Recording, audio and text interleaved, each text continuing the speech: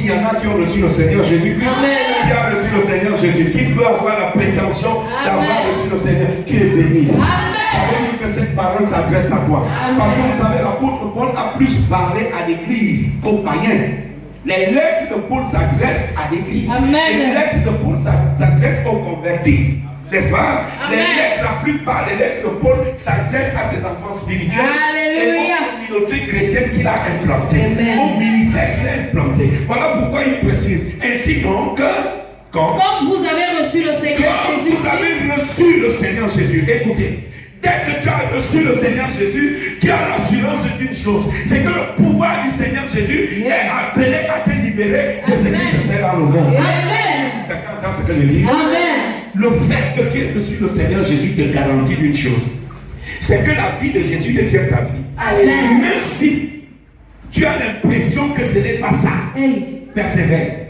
Comme tu as reçu le Seigneur Jésus, la vie de Jésus est appelée à se manifester en toi. Le problème, mes amis, avec nous chrétiens, surtout ceux qui disent être nés de nouveau, le grand problème, c'est que nous avons regardé, concentré les bénédictions de Dieu en Jésus-Christ uniquement sur l'aspect matériel. Nous avons concentré ça uniquement sur quoi? L'aspect matériel. Nous avons oublié que pour que l'aspect matériel se manifeste, il y a d'abord l'aspect spirituel. Dès que l'aspect spirituel est manifesté, alors de manière automatique, l'aspect matériel va également se manifester. Mais nous, on a commencé à chercher la chose par le mauvais bout, par le mauvais côté. Et c'est pourquoi l'aspect matériel tend à se manifester. Jésus est d'abord venu. Et nous devons le recevoir par le mystère de la foi. La foi est d'abord spirituelle. N'est-ce pas? C'est pourquoi il dit, comme vous avez ainsi, nous lisons, ainsi, comme vous avez reçu le Seigneur Jésus. Oui. Marchez en lui. Marchez comment? En lui. Marchez où? En lui. Répétez avec. Répondez-moi. Marchez comment? En lui. Marchez où? En lui. Vous avez entendu? Marchez en lui. Marchez en lui. Ça c'est très important. Comme vous avez reçu le Seigneur, marchez où? En lui. Est-ce qu'il a dit marcher dans le monde? Non, papa. Est-ce qu'il a dit marcher dans les mariages? Non. Et vous ne me répondez pas. Non. Il a dit marcher où? En lui. Est-ce qu'il a dit marcher en un nom? Non, papa. Il dit marcher où? En lui. Lui. Étant enraciné et fondé en lui. Étant enraciné et fondé en lui. Et affermi par la foi. Oui. D'après les instruments qui vous ont été donnés et abondé en actions de grâce. Prenez garde que personne ne fasse de vous sa proie. Prenez garde que personne de vous, il dit quoi? Prenez garde oui. que personne ne fasse de vous. Que personne ne fasse de vous sa proie. Vous entendez ça? Amen. Reviens encore avec insistance. Prenez garde. Prenez garde à ton voisin, prends garde. Prends garde. Dis ma soeur, mon frère, prends garde. Ma soeur, prends garde. Prends garde. À quelqu'un parle, dis-lui frère, mon frère, ma soeur, prends garde. Que personne ne fasse de toi sa proie. Écoutez l'expression. Qu'est-ce qu'une proie? Quand tu définis le terme proie, le mot proie. Une proie, vous savez ce que c'est? Une proie est essentiellement faite pour être mangée. Vous comprenez? Amen. La proie est faite pour faire quoi? Pour être mangée. Donne-moi la main gauche. Mon attitude m'embête. La proie est faite pour faire quoi? Pour être mangée. Et Dieu te dit de faire attention. Dis attention. Tu n'as pas été sauvé. Et tu n'es pas en Christ pour être mangé. Tu as été sauvé pour convertir les sorciers. Amen. Celui qui veut te manger va se manger lui-même. Amen. Je dis bien, celui qui veut se manger va faire quoi? Se manger lui-même. Tu ne dois même pas être la proie de quelqu'un. Amen. Lis encore. Prenez garde. Oui. Que personne ne fasse de vous sa proie. Oui. Par la philosophie. Par la philosophie. Et par une vaine tromperie. Et par une vaine tromperie. Oui. S'appuyant sur la tradition des hommes. S'appuyant sur la tradition des hommes. Sur les rudiments du monde. Sur les rudiments du monde. Et non sur Christ. La tradition selon les hommes, c'est quoi? C'est que non, quand tu arrives à 30 ans pour l'homme, tu dois avoir le travail, tu dois être marié, tu dois avoir déjà construit. Voilà la tradition des hommes. Quand tu es dans la maison de ton père à plus de 22 ans, c'est une abomination. Ça, c'est la tradition des hommes. Mais est-ce que Dieu a déjà dit quitte la maison de ton père?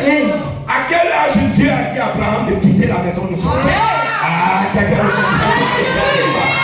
ne comprend pas le projet. C'est à quel âge Dieu dit à Abraham quitte la maison de son père? C'est à quel âge? 75 ans. Qui parmi vous a 75 ans ici? 75 ans, ça c'est la tradition. Jésus. Aujourd'hui, quand quelqu'un a déjà 22 ans, il est déjà vieux. Non, ça ne va pas. Il ne va pas aller voler. Elle ne va pas aller se prostituer. Non, tu as accouché tous les enfants dans la maison de ton père. Et on te met sous pression. Et à cause de la pression, tu es prêt à aller appliquer chez n'importe quel sorcier. C'est pourquoi il y a le vieux au reste. Voilà pourquoi c'est acquis. Tu es obligé de quitter à cause des yeux des gens, à cause de la tradition des hommes. Un païen que Dieu n'a pas mis à ta disposition comme mari, il devient ton mari à cause de la tradition des hommes. Oh, Dieu avec moi, je l'enverse ça. Moi aujourd'hui la septième. À cause de la tradition des hommes, tu es obligé de commencer à faire n'importe quel travail. Ou est quelqu'un qui a une licence, qui a une maîtrise, qui a un doctorat. Il est obligé de devenir pauvre dans la maison de quelqu'un d'autre. Ce n'est pas Jésus, ça. Ça, c'est la tradition des hommes. Ce sont les rudiments du monde. Ça, on t'impose ça. À cause de cette pression. Les gens entrent dans les églises parce qu'ils viennent chercher le miracle qui va leur faire accéder, à la gloire. Selon la tradition des hommes. Dieu ne t'a pas appelé aux sanctuaires pour que tu continues à être la femme que tu étais dans le monde, que tu continues à être l'homme que tu étais dans le monde. Il t'a appelé pour te mettre dans Christ. Il t'a appelé pour faire quoi? Pour te mettre dans Christ. Alors si je suis dans Christ, je sais que le plan de Jésus ne perdra pas sa manifestation. Je sais l'assurance. Même si j'ai 45 ans, alléluia. Que ça ne va pas, je reste dans la présence de Dieu. Parce que Dieu est fidèle. Quand il dit une chose, la chose finit par s'accomplir. Oh, ton amen m'embête un peu. Tu es avec moi? Ça, c'est la tradition des hommes. Tu te mets sous la pression. Hey, ma tante, ma cousine est déjà mariée. On a le même âge. Elle a déjà le doctorat. Elle a la licence. Elle a eu le bac. Elle a eu ceci. Et puis quoi? Et puis quoi? Et puis quoi? C'est la tradition. Que personne ne fasse de toi quoi? Ça quoi? Satan, à cause donc de la tradition des hommes, réussit à vous faire devenir des poids. Tu es avec ton petit gars, avec qui vous vous battez. À cause de la tradition des hommes, tu le mets sous pression. S'il va voler, on le met en prison. Tu vas faire comment? Et à cause de la tradition des hommes, on va te dire qu'elle allait épouser un voleur. Dis avec moi, je sors de cette malédiction. Dis avec moi, je sors de la tradition des hommes. Ce matin, j'entre dans le Christ.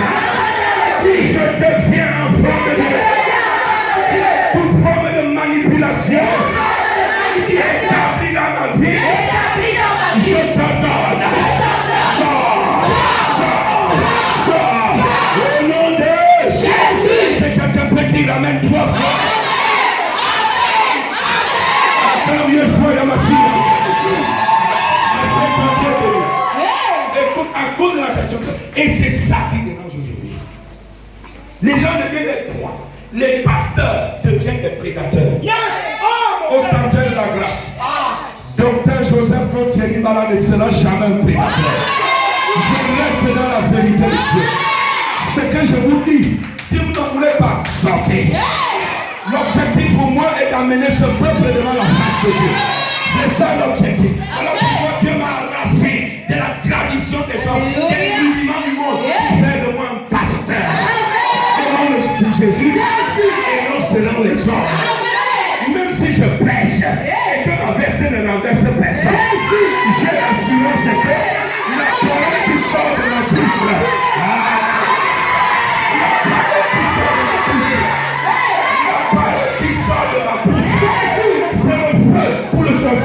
Jésus. Oh, tu ne dis pas bien, amen. Ma veste n'a pas besoin de renverser. L'onction n'est pas dans le vêtement. L'onction est dans la parole. Oh, quelqu'un ne me comprend pas. Alléluia. Est-ce que tu es avec moi ce matin? Est-ce que quelqu'un est au sanctuaire de la grâce ce matin? Que personne ne fasse de toi quoi? Écoutez, moi je refuse d'être la proie de toute la société. Je ne serai pas la proie du peuple. Le peuple ne va pas changer mon évangile. Amen. Écoutez, hier j'ai discuté avec les jeunes. Nous avons eu 2 shows de réunion. J'aime beaucoup les jeunes. Amen. Depuis vendredi, nous avons des réunions chocs. Compliquées. Parce que Satan a décidé de faire de ma jeunesse sa proie. Et le Seigneur m'a révélé ça. J'ai dit Satan, vous ne m'y n'êtes tu es un menteur. Il faut souvent dire à Satan, Satan, vous ne m'y n'êtes. Même si tu ne sais pas parler au nom. Dis ça en anglais, dis ça en allemand, dis ça en balineke, dis ça en amoussa, dis ça en douala, dis ça dans ta langue, dis ça en yamasi. Dis Satan, tu es un menteur. J'ai vu Satan. Je l'ai vu avec ses 2 corps. Je l'ai vu. Venant détruire cette église. Et le Seigneur ce matin encore, il me dit, mon fils, quand je t'ai appelé, je t'ai dit une chose. Une seule parole. Consécration. Ce qui dérange, c'est que tu n'es plus dans la consécration. Parce que, à un moment où j'ai commencé à te visiter, tu es sorti pour chercher l'argent. Ne cherchez pas l'argent. Je suis l'argent. M'a dit le Saint-Esprit. Oh, j'ai aimé Dieu ce matin. Il ne cherche plus l'argent. Tout ce que tu as fait jusqu'à ce jour, tu n'as pas eu besoin d'une aide humaine quelque part. J'ai toujours produit. J'ai toujours été la provision. Reviens. Alors je dis à mes jeunes, écoutez mes enfants. Il m'a dit, non papa, tu as trop d'amour. Voilà pourquoi les gens font ce qu'ils disent. Je dit, attention. Vous n'allez pas me transformer en ce que moi je ne suis pas.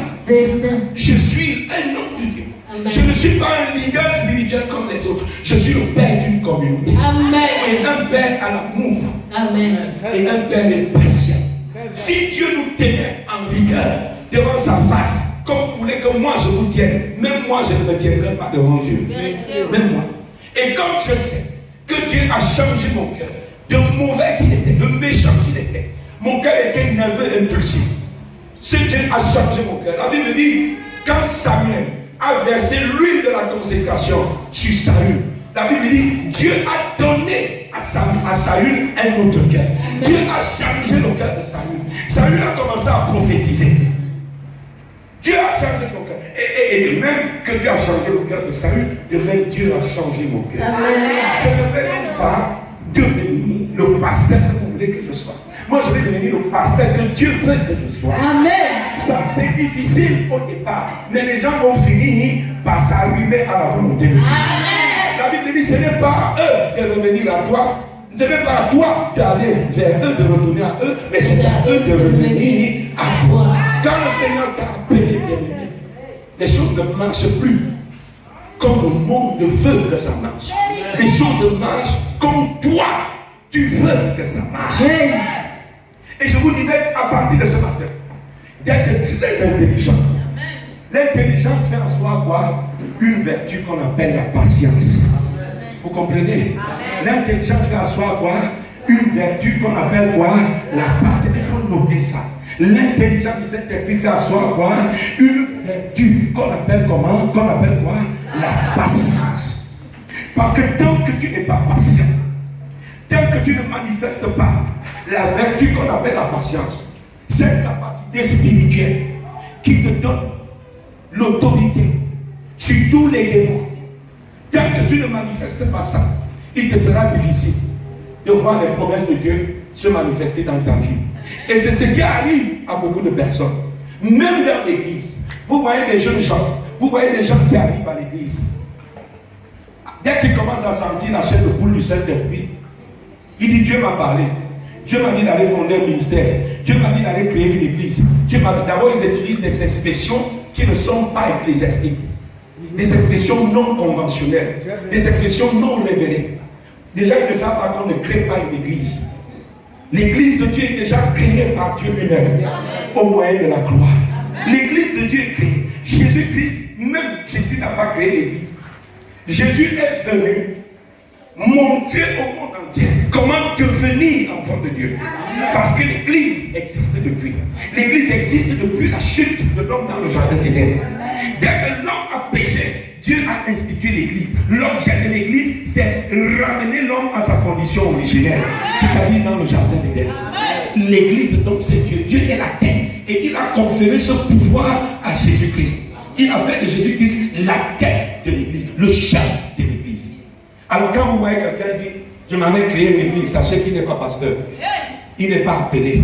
Il ne connaît rien du tout. Amen. L'église ne s'écrit pas. L'église est déjà établie. Dieu nous donne la capacité d'implanter des ministères. Ça c'est bien. Qui sont arrimés à l'ossature qui est déjà établie qu'on appelle l'église. Vous comprenez? Est-ce que vous comprenez ce que je dis? Est-ce que quelqu'un peut me dire amen? Alors vous voyez ces jeunes gens qui arrivent parce qu'ils commencent à avoir un petit donné de Saint-Esprit. Il dit, bon voilà, je m'avais créé l'église, je m'avais fait mon église. D'abord il dit mon église. L'église n'appartient pas à nous. L'église appartient à Jésus. Alléluia. Amen. Alléluia. Amen. Alors il n'attend pas. Et pour le fonctionnement de l'église et la croissance des ministères, Dieu a donné par Jésus-Christ celui qu'il a appelé lui-même le paraclet, le conducteur. Celui qui continue l'œuvre terrestre de Christ. Celui-là, ce n'est pas un homme physique, mais c'est la personne qu'on appelle Saint-Esprit. C'est pourquoi, avant de te lever, rassure-toi que le Saint-Esprit de Dieu est en toi. Rassure-toi. Rassure-toi. Et pour être rassuré, ce n'est pas en un jour. Pour être rassuré, ce n'est pas en un an. Ça prend du temps. Et c'est pourquoi, à cause de ce que le monde a fait, de plusieurs des rois, par le moyen de la séduction. Le monde a fait des rois par le moyen de la séduction et de la tradition. De la tradition des hommes. Tout le monde, toutes les familles maintenant. Moi j'ai eu une famille ici au Sanctuaire de la Grâce. Ils étaient nombreux. Eux seuls pouvaient occuper toute une rangée. Alors dans cette famille-là, la mère de cette famille voulait absolument que son fils et son petit-fils deviennent des pasteurs. À tout prix. Elle a donc commencé à faire le tour des églises, le tour des ministères. Et partout où elle allait, les pasteurs avaient des yeux. Et ils constataient leur stratagème. Ils constataient leur convoitise. Et les pasteurs, après leur avoir confié des responsabilités, les les retirer. Ils sont arrivés ici. Ils ont manifesté le même esprit. Ils voulaient absolument devenir des pasteurs. Le ministère venait d'être implanté. Ils n'avaient même pas 6 mois. Et au bout de 6 mois, ils estimaient qu'ils avaient déjà trop duré. Il fallait les consacrer pasteurs. Il fallait les élever. Il fallait faire ceci. Pendant que le ministère même, le ministère que Dieu m'a donné d'implanter avec toi, n'était même pas encore assis. Il fallait déjà élever les gens pasteurs. Dieu ne fonctionne pas comme ça. Le Saint-Esprit ne m'avait rien dit à leur sujet. Et tant que le Saint-Esprit ne me dit rien à ton sujet, je ne ferai rien. Si le Saint-Esprit me dit enlève ta veste, couvre cette personne, ça veut dire que le Saint-Esprit a mis une onction particulière dans ma veste pour la personne. Ce n'est pas pour tout le monde, c'est pour la personne. Si le Saint-Esprit me dit enlève ta chaussure, pose ça sur la tête de quelqu'un, en posant ta chaussure sur la tête de quelqu'un, tu impactes sa vie de l'onction des voyages. Alors je vais enlever ma chaussure et je vais poser sur ta tête. Et tu vas commencer à voyager demain. Ce n'est pas après demain. Demain. C'est-à-dire que le Saint-Esprit a déjà mis une portion de bénédiction spécialement affectée pour toi. Vous comprenez? Et maintenant, il me dit le moyen par lequel je dois te transmettre cette bénédiction. Les actes prophétiques ne s'opèrent pas n'importe comment. Ça s'opère par révélation, de manière individuelle. Est-ce que vous comprenez? Parce que la révélation, je vais dire, la relation que Dieu entretient avec chacun est une relation personnelle. Alors quand Dieu veut te visiter, c'est de manière unipersonnelle. Vous comprenez? Amen. Ça se joue à deux, c'est deux places. C'est comme ça que Dieu travaille aujourd'hui. Alors, ce qui se passe, c'est que beaucoup n'ont pas cette patience. La Bible dit,